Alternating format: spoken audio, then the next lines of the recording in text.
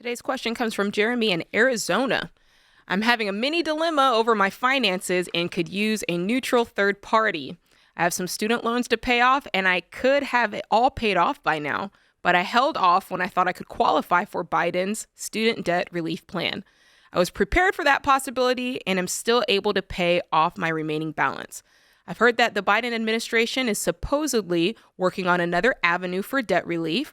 While I know logically that paying off my debt sooner rather than later is the smart call, I know there's a part of me that will feel cheated if I pay these loans now and find out I would have been approved for relief later. I feel like I know what you'll say, but as I said, I'd feel better to hear it from a neutral third party. I don't know that I'm neutral. I just think that you need to pay your bills off. You need to pay your student debt. You've got the money sitting there. Pay your debt. There's no relief coming.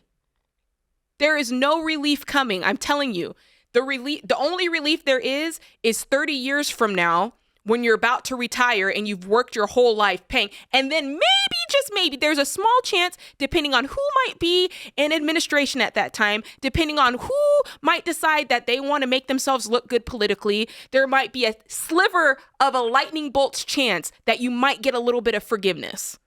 Who wants to live their life like that? Not me.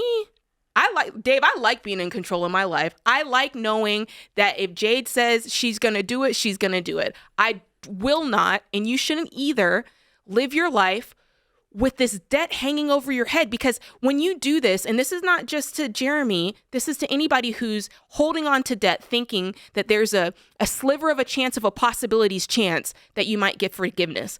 Your body feels that. Your body knows you're in debt.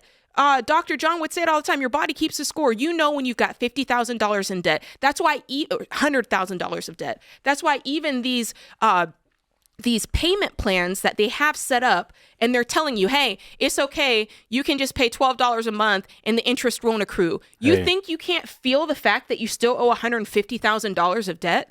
Absolutely. And let me tell you what else you can feel, Jeremy.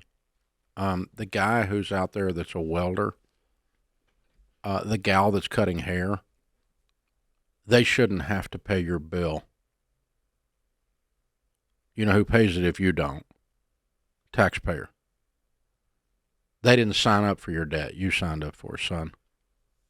You pay your bill. You owe it. You owe it. It's a moral and an ethical obligation. You need to pay it. Quit waiting around the government to fix your life. 10 years from today, 20 years from today, you will be where you are based on who you count on. Do you count on your efforts and God's blessings, or do you count on Washington, D.C.?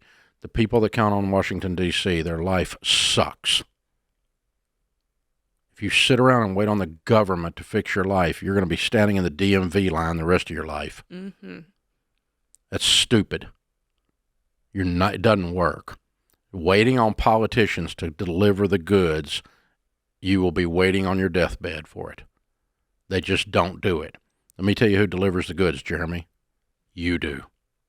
Get up off your assets and go to work and pay your bill. You owe it. And that guy who's a welder, that gal who's cutting hair, she doesn't owe your money, and she shouldn't have to pay it. The taxpayer shouldn't carry your burden.